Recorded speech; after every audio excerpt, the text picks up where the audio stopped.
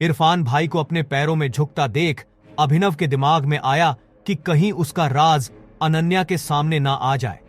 इसलिए उसने इरफान भाई को अपने पैरों से उठाते हुए घूरा, जिससे वो समझ गए कि टाइगर अपनी असली पहचान सबके सामने नहीं लाना चाहता। तभी अभिनव ने उनसे कहा, क्या यार इरफान भाई, आप भी बहुत मजाकिया हो, आदत गई नहीं आज तक। जवाब में इरफान ने भी नकली हंसी हंसते हुए कहा, अब क्या करे, इतने सालों बाद मिले हो, इतना तो बनता था। इन दोनों को यूं मजाक करता देख चिराग के पैरों तले जमीन खिसक गई। उसने बिना कुछ कहे वहां से चुपचाप निकल जाना ठीक समझा।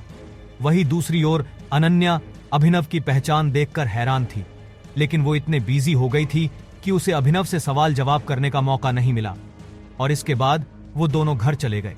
दूसरे दिन उठकर दोबारा अभिनव को अकरम से मिलने जाना था। अनन्या द्वारा किए गए सवाल का जवाब अभिनव देता। उससे पहले ही उसकी आंख खुली और उसने खुद को अपने घर में पाया। ये सिर्फ एक सपना था, लेकिन अभिनव को इस बात पर भरोसा नहीं हो रहा था। अभिनव अपने घर पर इसलिए सो रहा था क्योंकि अनन्या को बिल्कुल पसंद नहीं था कि वह सुबह उठकर अभिनव का चेहरा देखे। अभिनव के पापा संजय की मौत, जो एक साजिश थी, उसके बाद से वह काफी अकेला हो गया था।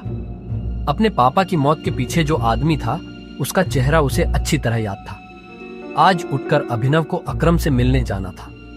अभिनव जल्दी से तैयार होकर जब अकरम के पास पहुंचा तो अकरम उसे देखकर काफी खुश हो गया और कहा, आखिरकार हमने तुम्हें ढूंढ ही लिया टाइगर। टाइगर? हाँ, मैं पिछले 18 सालों से तुम्हें ढूंढ रहा हूं। तुम हमारे टाइगर हो, हमारे इस हजारों करोड़ के बिजनेस एम्पायर के वारिस, जिसे हम तीनों दोस्तों ने मिलकर शुरू किया था। मैं, तुम्हारे पापा संजय और राणा अग्निहोत्री। इतना कहते ही अकरम ने दीवार पर टंगी एक तस्वीर की तरफ इशारा कर दिया, जिसमें संजय, अकरम और राणा तीनों मौजूद। राणा को देख अभिनव को झटका लगा। उसकी आंखों के सामने वो दिन फिर से हरा हो गया जो वो हर सुबह देखकर उठता था। उस रात अभिनव के पिता को जिस आदमी ने गोली चलाई थी, वो राणा था। दोस्त होने के बावजूद राणा ने अभिनव के पिता के साथ गद्दारी की थी। अभिनव की आंखें चिंगारी सी लाल हो गईं। ये देख अकरम ने पूछा, क्या हुआ? तुम इतने गुस्से में क्यों हो? नहीं, मैं ठीक हूं। आपको मुझसे कुछ बात करनी थी ना? हाँ, मैं तुम्हें हमारी कंपनी द माफिया किंग के बारे में कुछ बताने वाला था। हम तीनों ने मिलकर द माफिया किंग को खड़ा किया था, जिसके नाम से पॉलिटिशियन, सेलिब्रिटी और इस देश का बड़े से बड़ा आदमी कांपता था।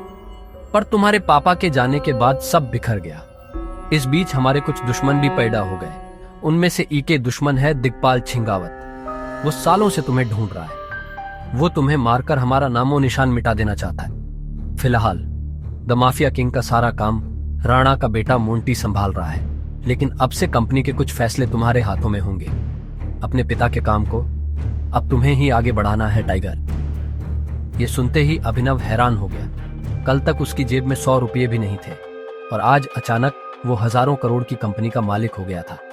इसके बाद अभिनव अपनी नौकरी पर गया और वहां उसके बॉस ने उसे खूब सुनाया, क्योंकि कल अभिनव काम पर नहीं आ पाया था, जिसके कारण उसके बॉस को बहुत नुकसान हुआ। बात यहां तक पहुंच चुकी थी कि उसके बॉस ने उसे नौकरी से निकाल दिया। इसके बाद अभिनव ने अपने बॉस से कहा, ठीक है, मैं जा रहा हूं। इस महीने जो मैंने काम किया उसकी सैलरी दे दीजिए। कल जो तेरी वजह से हमारा नुकसान हुआ, अगर मैं उसकी भरपाई तेरी सैलरी से भी करूं तो भी नहीं होगी। शुक्रमना मैं वो नहीं मांग रहा हूं। अब निकल यहां से। ये आप क्या बोल रहे हो? मैंने पूरे महीने काम किया है। एक दिन नहीं आया तो आपका 25,000 का नुकसान हो गया। मैं तब तक यहां से नहीं जाऊंगा जब तक मुझे मेरी सैलरी नहीं मिल जाती। हाँ, अच्छा, रुक, अभी देता हूं तुझे तेरी सैलरी, उसके बॉस ने कहा और टेबल पर रखी घंटी बजा दी। अगले ही पल कमरे का दरवाजा खुला और 4 बाउंसर अंदर घुस आए। उठाकर पटकाओ, बाहर इसको। बॉस के मुंह से यह सुनते ही वो चारों ने अभिनव पर धावा बोल दिया, लेकिन इससे पहले उनमें से कोई अभिनव पर हमला कर पाता, अभिनव ने उन्हें पटकनी दे दी। देखते ही देखते बॉस के सारे आदमी ढेर हो गए थे। बॉस यह देख हैरान रह गया था। अभिनव अब सीधा बॉस के पास आया और बोला, चुपचाप मेरी सैलरी दे दो। बॉस ने घबराहट में अपने ड्रॉर में से चेक निकाला और उस पर अमाउंट भरकर कांपते हाथों से अभिनव को थमा दिया। अभिनव ने चेक देखा और ऑफिस से बाहर निकल गया। इधर अभिनव जब ऑफिस से बाहर पहुंचा तो उसे एक अनजान नंबर से कॉल आया।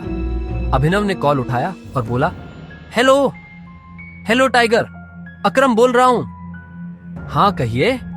टाइगर, मुझे तुम्हें किसी से मिलवाना है। वो हमारे माफिया वर्ल्ड का एक बहुत बड़ा नाम है और साथ ही तुम्हारे पापा और मेरा जिगरी यार बलराज। मैं चाहता हूं बलराज को पता चल जाए कि टाइगर लौट आया है, इसलिए शाम को डिनर के लिए होटल सफायर पहुंच जाना। मैं तुम्हें एड्रेस भेज रहा हूं।